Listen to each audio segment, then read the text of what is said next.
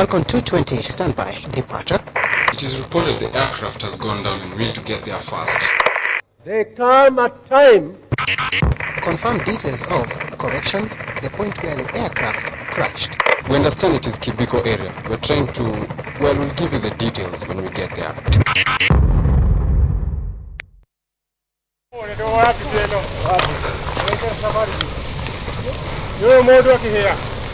Low-quality video recorded on phone by one of the first people to arrive at the scene of a terrible accident. The twisted carnage of an aircraft that fell out of the sky minutes ago lies crumpled on the ground amid small fires that eat up the morning fog. Wads of half-burnt 1,000 shilling notes smolder in the wreckage. But there's more. This eyewitness presses on, hardly believing his eyes. Jesus Christ. Then he comes upon something that he'll likely never forget.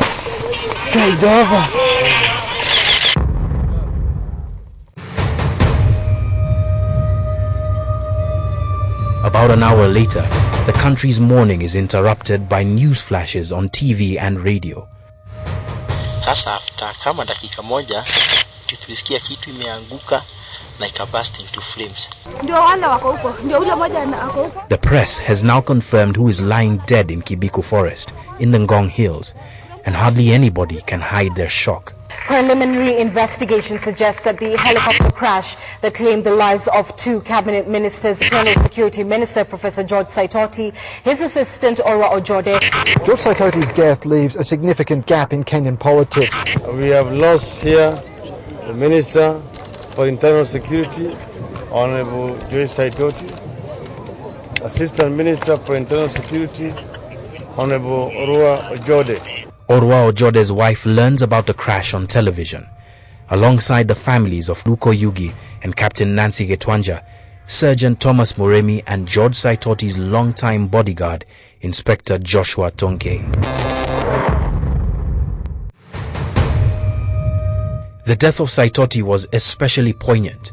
Just 2 days earlier, he was talking to his fellow parliamentarians from a podium in Mombasa, and his words proved particularly irresistible for analysis into their deeper meaning, having been spoken so close to the end of his life.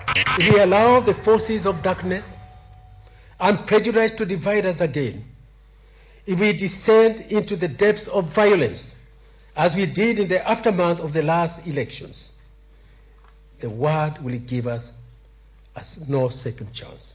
After giving a rousing speech on the afternoon of June the 8th, a speech that would prove almost prophetic, George SAITOTI was supposed to spend the night on this bed in this room. After all the members of parliament who listened to his speech that day were booked in this very same hotel. But he didn't. He instead booked another hotel within Mombasa from Nairobi and went and slept there, giving the key to this room to one of his bodyguards. His bodyguard spent the night here and left the following day, even leaving with a key card. But why George SAITOTI never spent the night in room 213, we may never know.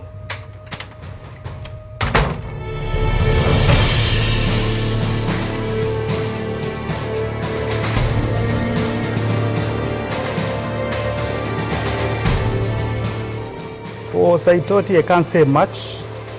He did check in, but the bodyguards did check him in. They took the key, they left. The invoice from room 213 confirms that SAITOTI did not sleep here. This is not the late Internal Security Minister's signature. It's his bodyguard Joshua Tonge who appended his signature to this invoice. In retrospect, his actions seemed very cautious. But were they too cautious? After all, SAITOTI was a man who decades ago had escaped a very painful death. At the time when Uko was dying, there was no difference, was a different or a day. I was poisoned. And that's a fact. I was the Vice President of the Republic of Kenya. George SAITOTI, over 20 years ago, barely survived an attempt to kill him with poison. Ironically, the same poison that all these years later may be, at least from anecdotal evidence, part of the mystery in the air crash that killed him: cyanide.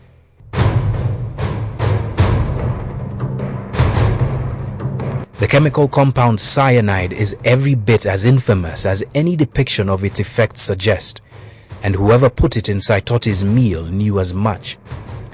Saitoti may have been lucky then, but most ironically, even the hint that cyanide poisoning may have had something to do with this death last year didn't even register mention publicly. It may well be that cyanide was not the cause of death on that fateful flight, but attempts to pursue leads pointing even anecdotally in that direction were not made once the investigations into what caused the June 10th crash were underway.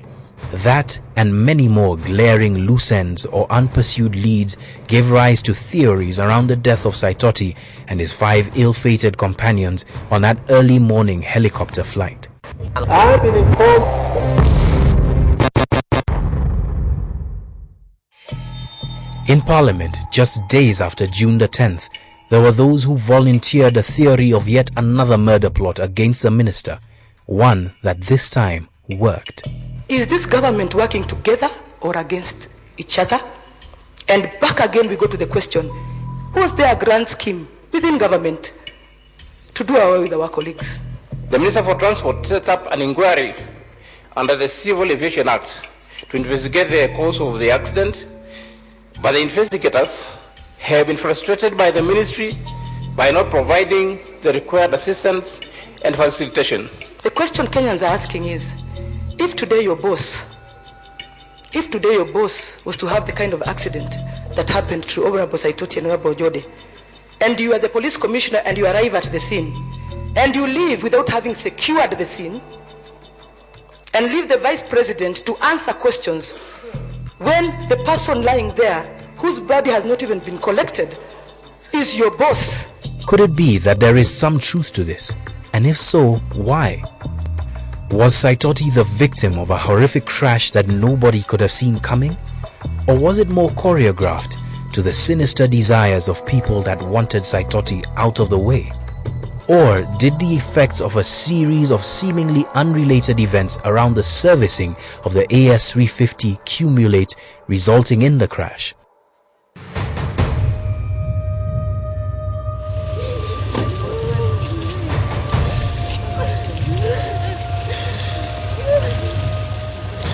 The funerals for all who died may already have been held, but a number of pieces of evidence from the crash, the details of the 10-minute flight of the AS-350, and a number of statements and omissions from all those who had something to do with the helicopter could provide answers that have, so far, eluded the public. So, as the Kalpana Rawal team began its first sittings to hear evidence to establish what caused the June helicopter crash, the inside story began its own parallel investigation into those loose ends and leads left to turn cold about the morning that they fell from the sky.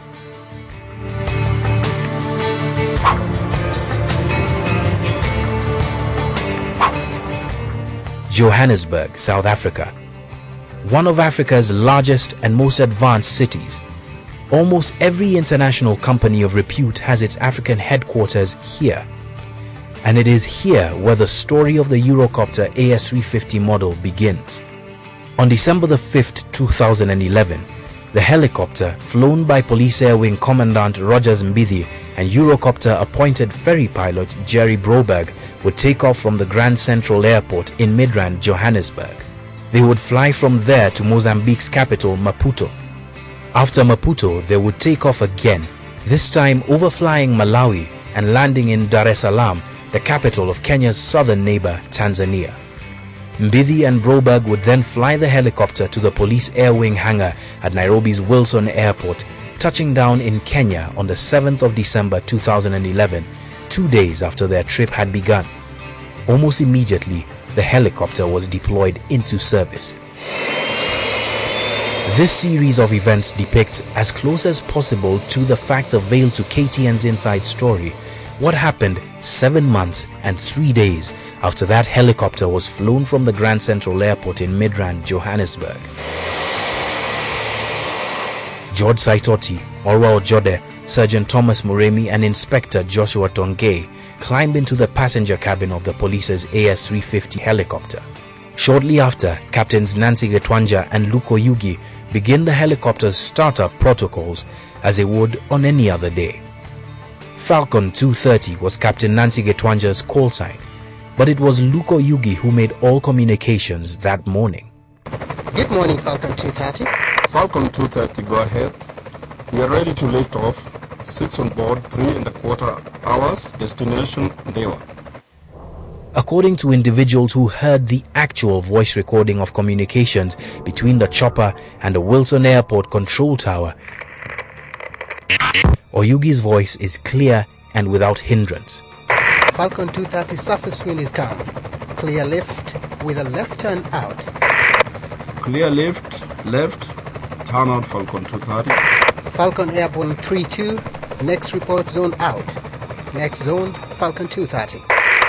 Between minutes 1 and 2 of takeoff, Oyugi and Getwanja take the advised course, and between minutes 3 and 6, reach the helicopter's highest altitude of 7,051 feet, flying at 111 knots. For those 6 minutes, the helicopter flies without incident.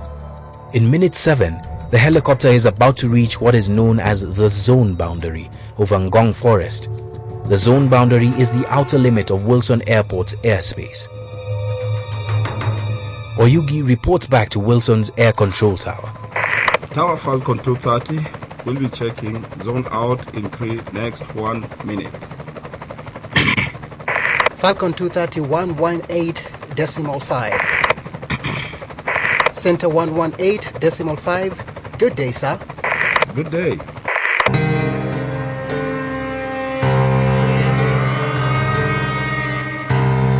After this communication, it all goes wrong.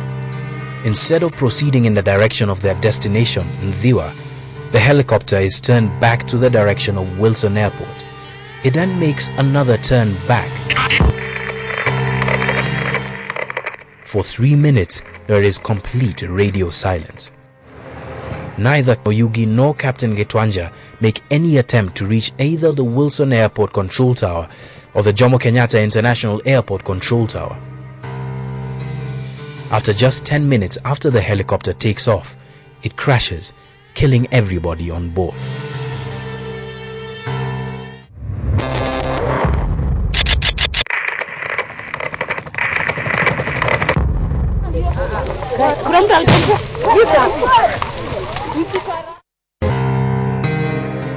"10 minutes that killed a minister, with 180 seconds out of that time that revealed nothing.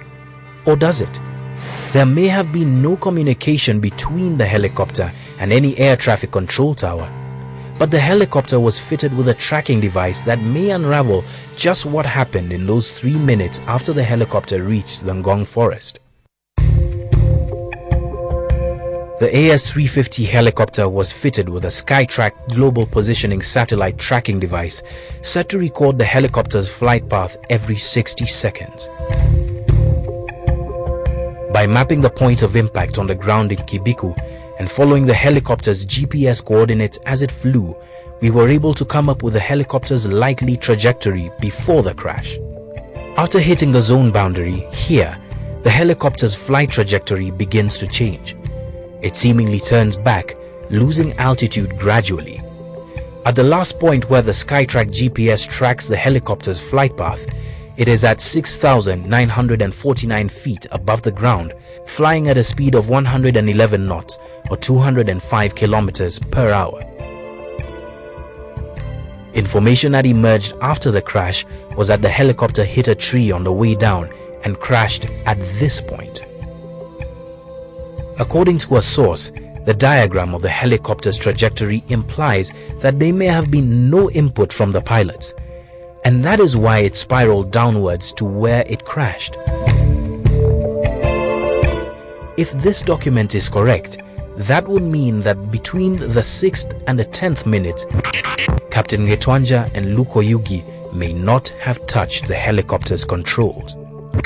This document by itself doesn't prove much, and seen on its own could only add to speculation about the physical or mental status of the pilots.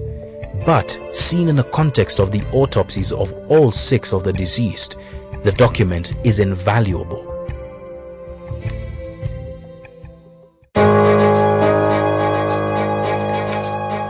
By 12 p.m. on June the 10th, all 6 bodies of the deceased are taken from Kibiku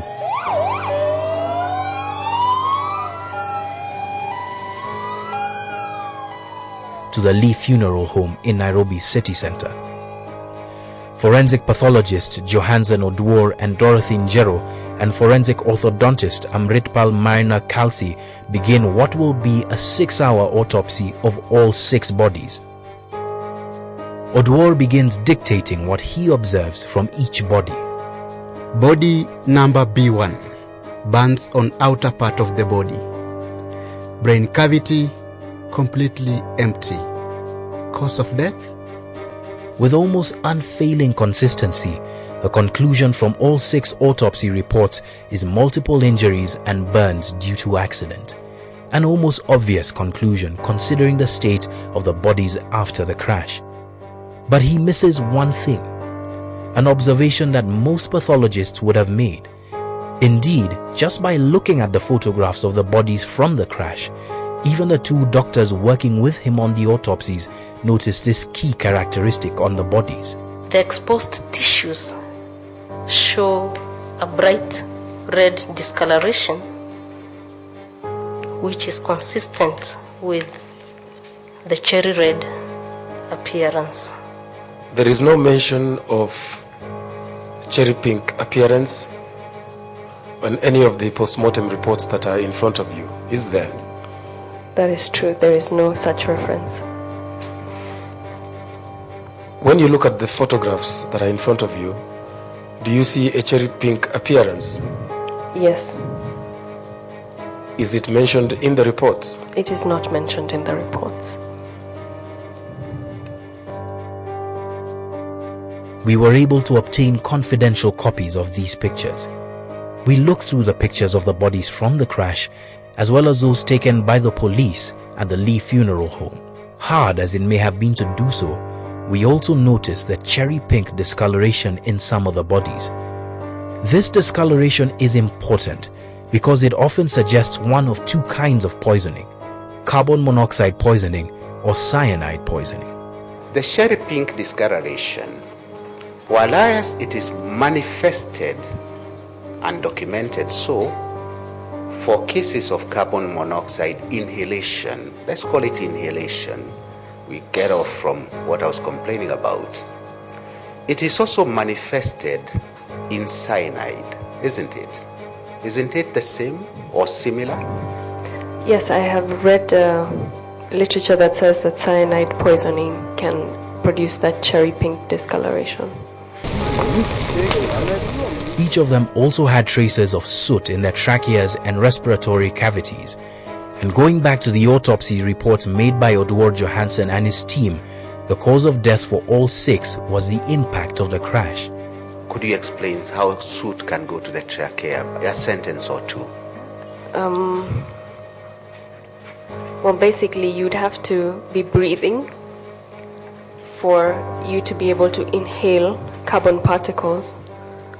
When you open the trachea, then you'd be able to see the carbon deposits within the walls of the trachea.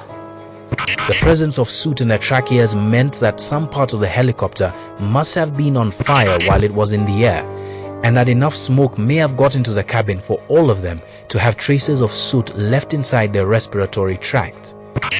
In his request for a toxicological exam of the blood of Captain Getwanja, Noyugi and George Saitoti, Dr. Johansen asked for a number of tests to be ran. Surprisingly, he didn't ask for a test to check the levels of carbon monoxide in the 3 deceased's blood. Nor did he ask for tests to eliminate the possibility that there may have also been a very deadly substance in the helicopter's cabin air, but someone else did. Chief Inspector Moses Mwangi, who was at the scene of the accident, asked that the stomach, liver, kidney and blood of 3 of the 6 crash victims be tested by the government chemist independent of Oduor's team. They were Nancy Getwanja, Luko Yugi and George Saitoti. And 1 month after the crash, on the 10th of July 2012, government analyst Joyce Wairimo handed in the report of her analysis of the internal organs sent to her. One of the toxicological reports she made had a conclusion absent in all the others. Carbon monoxide was detected in the blood of the deceased at a concentration of 14.0 mls per 100 mls of blood, indicating a level of 68.6% carboxyhemoglobin. From this report, Lukoyugi was in the throes of serious carbon monoxide poisoning, it would seem. Lukoyugi was also the de facto captain on that flight. Dr. Dorothy Njero would, during the commission of inquiry into the crash, explain the significance of having those levels of carbon monoxide in the body of the deceased. The classical cherry pink color of carboxyhemoglobin is usually evident in the saturation of the blood exceeds about 30%. Therefore, the presence of the cherry red discoloration in these bodies may suggest that they had levels exceeding 30% going by the reviewed literature. But in all the post-mortem reports made, none lists what else was being tested for. The refrain in all of them, apart from the note on carbon monoxide poisoning, is the same. The post-mortem specimens were examined for chemically toxic substances with negative results. It is not clear whether the government chemist tested the samples for a chemical substance that manifests much in the same way as carbon monoxide, if only to eliminate it as a possible toxicant, cyanide. Dr. Sophie Mukuna is a toxicologist and microbiologist and the owner of Biotech Laboratory in Nairobi.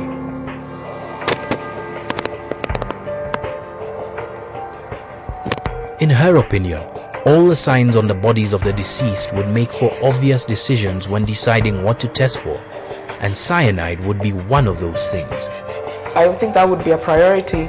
If you saw those distinct signs, and from your own experience as a pathologist, you would go directly and say, why don't we rule out the possibility that either carbon monoxide or cyanide poisoning is present. A fire on the helicopter could likely have released carbon monoxide, but cyanide vapors can also be produced in a fire. Carbon monoxide would be present in any fire. So with the cyanide scenario, it's very specific. There has to be nitrogen-containing material. So you'd be looking at plastics, you'd be looking at clothing, some fabrics contain nitrogen. So that is very specific to cyanide poisoning.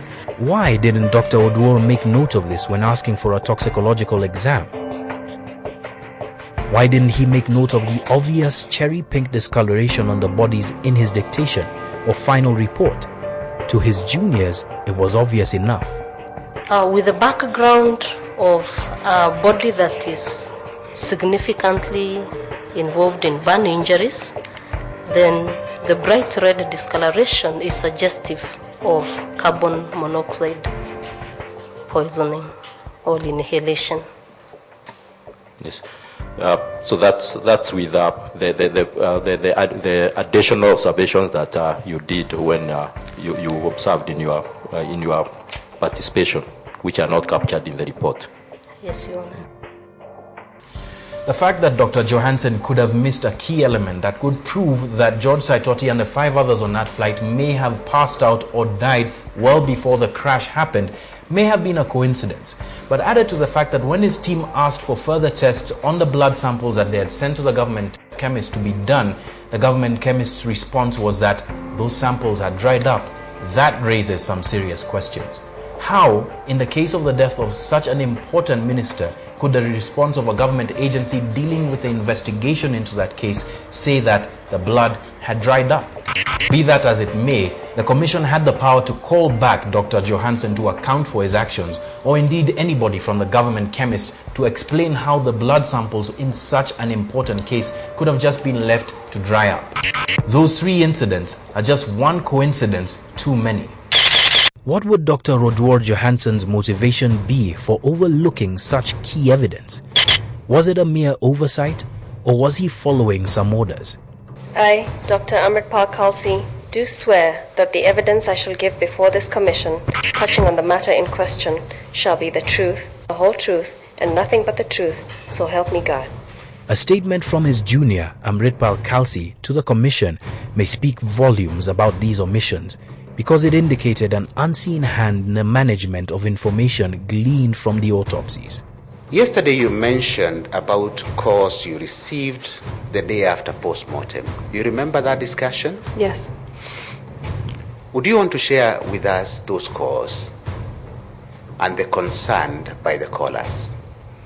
I was only called by our senior most colleague, Dr. Johansson Odwor, and he mentioned that we were not supposed to divulge any information, including photographs or the notes, or tell anybody about anything, and he had been given this information by NSIS. Why would the National Security Intelligence Services be interested in the information from the autopsy? What could they have been trying to conceal? Who from the NSIS made this call to Dr. Odwor? When obvious clues about what may have played a part in the crash of the June 10th flight emerged, was it really the prerogative of the NSIS to manage that information? We have sent our questions to the head of the NSIS, Michael Geshangi, via a letter. The letters are in the corner. Taking it to the NSIS headquarters ourselves for his response to all of these queries. It was received on his behalf. Neither Geshangi nor any other officer from the NSIS have responded to our letter. The document mapping the helicopter's flight path and patterns also indicated that in the 3 minutes before the crash, there was no input from the pilots. Inhalation of carbon monoxide in large amounts can cause a person to fall unconscious. The amounts of carbon poisoning found in Lukoyugi, based on a cherry-pink discoloration of their flesh, may indicate that both of them may have been unconscious or even dead before the helicopter crashed. Also, based on the injuries that each of them sustained according to their autopsy reports, it is highly possible that if they did not die mid-air, then the impact of the helicopter crashing into the ground killed them instantly. That would mean that if there indeed was a fire on the helicopter, it was alight before the crash. Both pilots Nancy Getwanja and Lukoyugi were noted to have markedly high levels of carbon monoxide in their bodies. Why would a 7-month-old helicopter catch fire mid-flight? What part of the helicopter caught fire? Or was there a leak of carbon monoxide into the cabin without there necessarily being a fire? From start to finish, the flight that ended in the death of George Saitoti and 5 others lasted about 10 minutes. How long would carbon monoxide poisoning take to kill a person? We put this question to forensic toxicologist Sophie Mukuna. Well, depending on the concentration, it doesn't take very long. It could be out in 10 minutes. It could be unconscious, then leading to eventual death. So it's not a long process. To find that answer, stretching the timeline beyond the 10 minutes that led to the crash to the day the helicopter began making its journey to Kenya may be the past information that became prologue to the crash and subsequent death of 6 Kenyans, including a minister. December the 7th, 2011, the Eurocopter AS-350B helicopter arrives in Kenya from South Africa. The helicopter has already been flown for 200 hours, or approximately 8 days. An amount of time that would, after June the 10th, become very significant. Here's why. After the crash, we were able to obtain a copy of the helicopter's manufacturer's book. A manufacturer's book states, among other things, the duration after which the helicopter must be serviced, called a mandatory maintenance program. In this case, there were 2 options as to when the helicopter had to undergo this program, either after 15 hours of flight or after 7 days, or after 25 hours of flight or 14 days. By the time the helicopter had reached Nairobi, having flown for 200 hours, it had undergone just 2 maintenance sessions. David Njuguna is an aviation expert with 31 years of experience as an aeronautical engineer. According to him, if an aircraft does exceed the scheduled interval that is prescribed, that is recommended by the manufacturer and approved by the KCA, you are in breach of the requirements of the airworthiness requirements. Humphrey Bulimu is one of the first witnesses to testify at the Commission of Inquiry into the causes of the helicopter crash. He's about to have one of the most difficult days of his career, laying bare what was the most worrying start to the 7 months that this helicopter operated. In this more than 2-hour testimony, Bulimu would reveal that the servicing of the AS-350 was not satisfactory, that he wasn't certified by the Kenya Civil Aviation Authority to service it. Do your seniors know that you do this pre-flight without a license from KCA? Do they know that? I'll take you back maybe. Do they know that you don't have a license but you've been doing pre-flights? It's a simple question. Yes or no?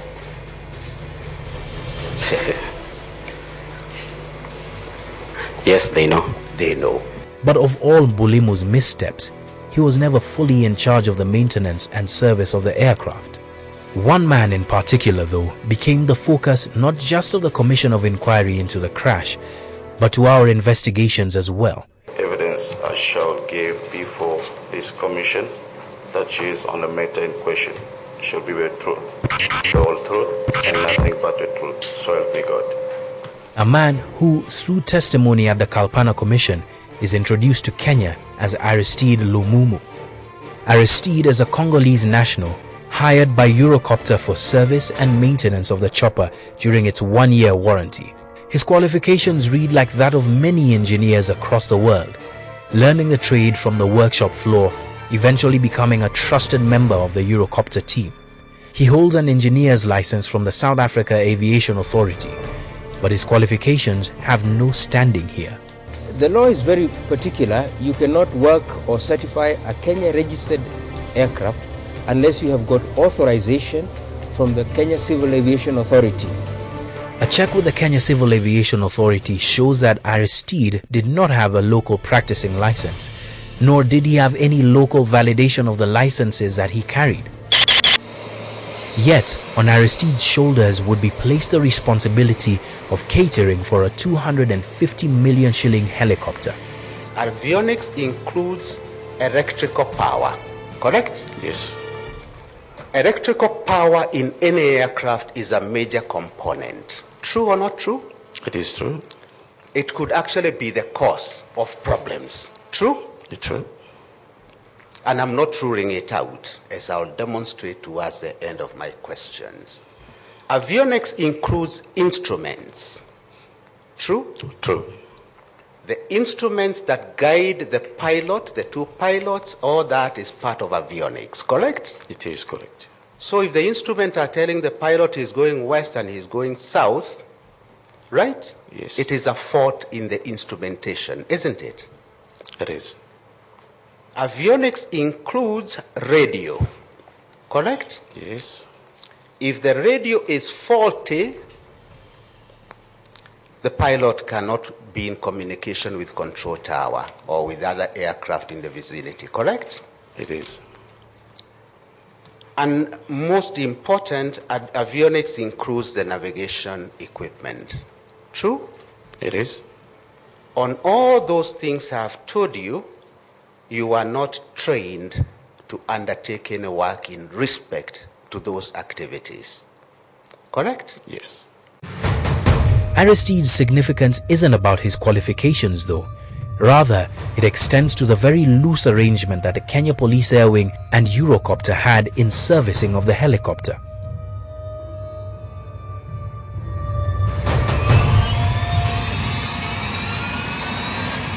Every helicopter, once imported into a country, must be serviced by an approved maintenance organization. Before an aircraft is put on the Kenya register, the Civil Aviation Authority requires that the operator has a maintenance plan, i.e. the facilities, the personnel, and also the tooling and parts for the required maintenance on the aircraft. But you, sir, you came to Nairobi as a lone ranger, correct? Were you with any other colleague or you are alone? I was alone. You were alone. Yes. So, we have now Aristide alone at Wilson Airport with a few spanners correct? Yes, a toolbox. Yeah. A toolbox. Yeah. And the other thing you had is a laptop. Yes.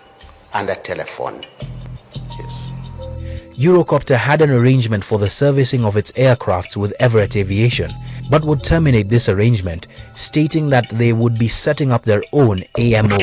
This maintenance organization, as it turned out, was a one-man show that is Aristide Lomumu.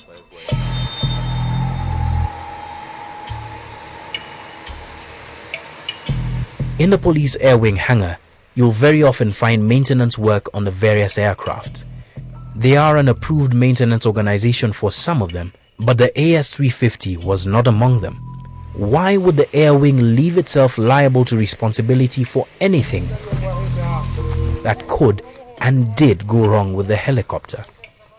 While in South Africa, we made a visit to Eurocopter's Africa headquarters to get clarity on Aristide, among a litany of other issues that we needed answers on.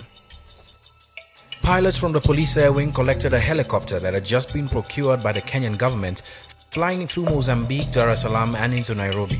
7 months later, on June the 10th, that same helicopter crashed in Ngong's Kibiko area, killing George Saitoti, Orwa Ojode and 4 others. Now we want to go in and ask about the state of that helicopter because there has been some controversy about how well serviced that helicopter was.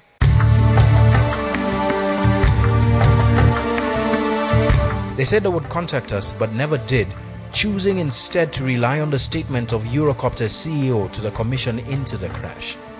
He too would have quite a long day when he was on the stand. We are here on a contract that was executed by Eurocopter together with their customer, and that contract specifies a product. And it is not an answer in Kenyan law, as far as we know, to say we have entered this contract, but because you people do not know very much, we are giving you a superior commodity. That is not an answer. Still, there is evidence that even before the helicopter reached Kenya, it was not in its entirety the aircraft that the police tendering committee had approved, bought and paid for. Before the aircraft was handed over to the Kenya Police Air Wing, a key part of the aircraft had been changed. The aircraft's Vehicle Engine Malfunction Display, or VEMD, a part that alerts pilots on malfunctions on any part of the aircraft, a very crucial part, was replaced with a prototype. The Commission of Inquiry made note of this after presenting its report to President Kibaki. Any malfunctions was to be shown on that VMD, but instead of the real one, the prototype VMD was installed on 4th December 2011 before the aircraft came to us, and after our authorities has already given the pre-inspection. There are 3 items that could have helped establish whether improper service could have contributed to the causes of the crash. The aircraft's vehicle engine malfunction display, which had been replaced with a prototype by Eurocopter, the FADEC, or Final Authority Digital Control System, which is the interface between the pilot and the engine, could have indicated whether Getwanja and Oyugi were in control of the helicopter after minute 6. The Skytrack GPS system in the helicopter, which would give a more accurate indication of the helicopter's flight path than the 1-minute interval indications that it would ping back to the Wilson Airport. These 3 items were sent abroad for analysis, but nothing could be retrieved from them, with analysts saying that they were too badly damaged by fire for them to be useful. Citing whether there was a fire on the helicopter before the crash, at what point in the flight did this fire occur, and where it came from without these 3 items is very difficult. However, the autopsies, especially those of Luke Oyugi and Nancy Getwanja, point to there being a fire before the helicopter crashed, and that the 2 pilots were most affected by carbon monoxide poisoning. Could there have been an electrical fault in the engine that caused a fire whose fumes Getwanja and Oyugi were most exposed to? That could be true. The helicopter's battery, it was revealed during the inquiry, was not properly maintained. If the battery was overcharged, it could have caused a fire. When retrieved, the helicopter's battery was burnt out. Did it catch a fire before or after the crash? Finally, the government's role in the collection of the correct chain of evidence to find the cause of the crash is something worth looking into, especially with regard to one key element that survived the crash: George Saitoti's cell phone. Pieces of the wreckage were found strewn all over the place and collected by locals, the police and others who walked through the scene of the crash. But how George Saitoti's phone wound up in the hands of an administration police corporal, Evans Kiprotich, and be in use for 1 month without the police's knowledge begs serious questions about how seriously the investigation was being taken. Kiprotich, after it emerged that he had Saitoti's phone, was called into the Criminal Investigations Department for questioning. He was later released and rearrested and charged.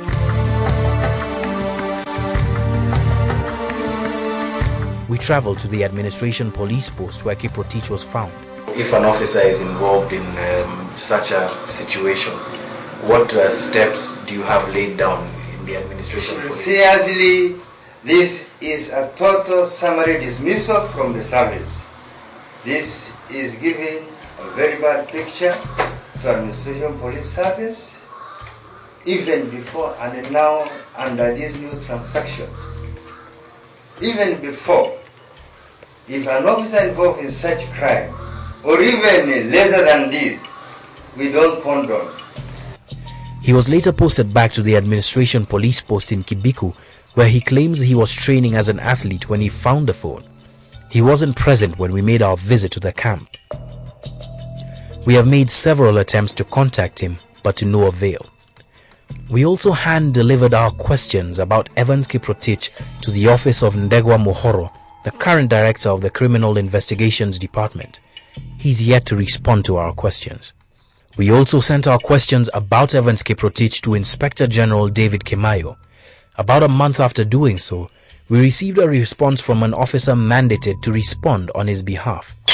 According to the police, Kiprotich recovered Saitoti's Nokia E63 from 2 young men who had just left the scene of the crash in Kibiku. He was unable to give any details about the 2 young men. Thus, the police were unable to question them about how they got the phone. The letter continues, stating that on the 14th of November 2012, Kiprotich was arraigned in court before the Resident Magistrates Court in Kiambu and charged with stealing and handling stolen property. He pleaded guilty to both counts and was fined 30,000 shillings. While admitting that Saitoti's phone indeed was active from the date that he died, the 10th of June 2012 to the 30th of June 2012, it makes no mention of who was being called or who made calls to this handset. In our possession is a call log from Saitoti's phone after June the 10th. There are 42 calls made and received on that phone since the 10th, the day that Saitoti died. Out of these 42 calls, 31 have been made to one phone number. We have also checked who that number belongs to. From the duration of calls made, it would seem that Kiprotich may have handed the phone over to someone who he was calling. Who did Kiprotich hand the phone over to? What information was he able to glean from the late Internal Security Minister's phone? That may be a particularly important question considering Saitoti's diary for the week following June the 10th, 2012. We are already having organized criminal gangs. They are there. Matters of draft trafficking. If Saitoti had lived through the weekend, on Tuesday the 13th of June 2012, he would have tabled a report that he had promised to weeks before his death, a report on the illegal drug trade in Kenya. The final report is going to take quite a while. The narcotics unit, Madam Speaker, are doing a commendable job, and sooner we will come up with the names of those who are involved in the drugs. Since the interception of the 6.4 billion shilling cocaine haul in 2004, Kenya has been on the world's radar screens concerning the international illicit drug trade. With increasing frequency, hard drugs have been transited through the country almost unencumbered.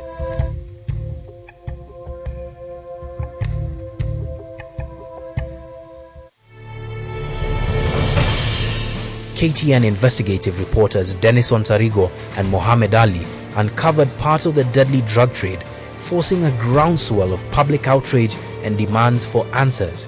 Are you telling us that then we have to wait for Chicho Pevu to give us the account of day to day of what happened. Answers which, according to individuals close to SAITOTI, he was going to give in full in Parliament. Represented by former US Ambassador to Kenya, Michael Rennenberger, the United States released a dossier naming 5 high-profile individuals as being key players in the drug trade in Kenya. Honorable Bubi himself, yes, Mr. Speaker, that's what there is. Honorable Joho, Honorable Mwao, and Honorable Kabogo. There's also another businessman who his name is a fellow called Mr. Ali Pujani. They also froze the US assets of former Kilomia MP John Harun Mwao over his alleged kingpin role in the international drug trade. The House must protect my integrity and those of others. It is very unfortunate, Mr. Speaker, that he had to rely on gossip just to tarnish our names. On the date of the crash, 45 minutes before taking off, SAITOTI met with U.S. Undersecretary for African Affairs Johnny Carson at the Wilson Airport VIP lounge. What transpired in that meeting? Was the illegal drug trade on the agenda? Did they discuss the report that SAITOTI was to table but never did? With the crash, SAITOTI's life came to an abrupt end. But also lost to the world was a report he was supposed to table. We have spoken to very close confidants of the late minister, people who would know where SAITOTI would have kept this report. They claim that the report cannot be found. Did SAITOTI's phone, found in the possession of one Evans Kiprotich, have any clues that the people who may have wanted this information lost could have followed? If SAITOTI was going to present this report to Parliament, then who knows? Although if the report is within the ministry itself, it can still be presented without him being there. The memory does exist. But SAITOTI was the kind of guy who you were not going to compromise with drug money if you were a drug dealer, because he was already a wealthy fellow. But if you had a peasant from some rural place somewhere as Minister for Internal Security, you give him a bag of money, he forgets the story. But SAITOTI is the kind of guy you will not compromise. In the course of the sittings of the Commission of Inquiry, it was claimed that 2 unknown individuals were seen at the police air wing hangar on the evening of June the 9th, the day before SAITOTI climbed aboard the helicopter that would eventually kill him and 5 others. The police claimed that the hangar is not under CCTV surveillance and that the officers guarding the hangar saw no unauthorized people access the hangar that evening. A copy of the visitor's book, which details the visits of every person that does not have accreditation to access the hangar on a regular basis, has no entries between the 5th of June and the 12th of June. But when we visited the hangar, we saw for ourselves CCTV cameras in various positions around the hangar. Upon asking some of the officers present there, the response was that the cameras were not working. This was not what the Commission, and by extension the public, had been told. We were also shown where the crashed helicopter has been stored. It is locked in this container, and the keys for the 2 padlocks on the container door are kept by 2 different officers, we're told. We're also informed that the hangar is very heavily guarded. But behind the container, construction work is currently underway on the outer face of the hangar. That would pose a serious security risk to the remaining parts of the chopper and the investigation itself if someone were to use that area to access the container. The Commission, in its findings, also stated that pilot error was also to blame for the crash, stating that both Oyugi and Gitwanja were not sufficiently experienced to fly in the bad weather that presented itself on that morning. On the face of it, this seems like a plausible cause. A look through Oyugi's records revealed that he failed numerous KCAA exams and was not accredited to fly the AS-350 despite having experience flying other helicopters. Collectively, both Gitwanja and Oyugi have half the flight experience needed to fly the AS-350. This is not represented in either of their logs. Here's why. When a pilot flies an aircraft, he's supposed to log the number of flight hours that he flew, whether or not he has a co-pilot. But what Gitwanja and Oyugi seem to have done is logged hours that they flew as well as ones during which they were co-pilots. Also, on the evening before the flight at about 6 p.m. onwards, Aristide Lomumu is said to have met both Gitwanja and Oyugi while they had a drink at Dambasta's pub, which is located right outside Wilson Airport. Two things are important about this meeting. One is that in this meeting they're said to have discussed Aristide's concerns that the FADEC, which records the interaction between the pilot and the engine, had indicated an engine data recorder fault. Eurocopter's response via email was that the helicopter could still fly even with this EDR failure. The FADEC, in the process of recording the pilot's interaction with the helicopter engine, can also record any electrical faults that the helicopter's engine may have had. The police air wing's policy on quote-unquote bottle to throttle, or the number of hours between drinking alcohol and operating an aircraft that a pilot must adhere to, states that the pilot should not drink at least 8 hours before operating an aircraft. Was this respected by Gitwanja and Oyugi? That Nancy Gitwanja and Luke Oyugi's experience may have been called into question by the commission would seem fair, but there still are many unanswered questions about why they were on that flight in the first place. Air Wing Commandant Rogers Mbithi and Captain Kuto were the ones who were supposed to be flying George Saitoti as well as Orwa Ojode that following morning, but they called Nancy Gitwanja and Luke Oyugi the night before, asking them to take their place. Now, the Kenya Police Air Wing's standing orders are very clear and state in black and white that when ferrying a VIP, the senior-most pilot from the Air Wing is supposed to be on duty. And Rogers Mbithi fits that bill perfectly as the commandant. In fact, he was there that morning that they took off. No sooner had the helicopter crashed in Kibiku area than people started commenting about bad weather as being a probable cause of the accident. But in his statement to the Commission of Inquiry into the crash, Captain Kuto, who was in the rescue chopper looking for that crash site, said that whereas the weather was not clear, he could see people on the ground directing him to the crash. From thousands of feet in the air, if the weather is that bad, would he have been able to see those people? Yet, even in the face of this, there still remain outstanding questions about the crash. Unfinished autopsies deny the public the truth about what actually killed the 6 aboard the helicopter. A lethargic police force and accident investigation department sat by as a commission, hamstrung by the lack of evidence presented before it, or perhaps protected by this shortage, sought to get answers.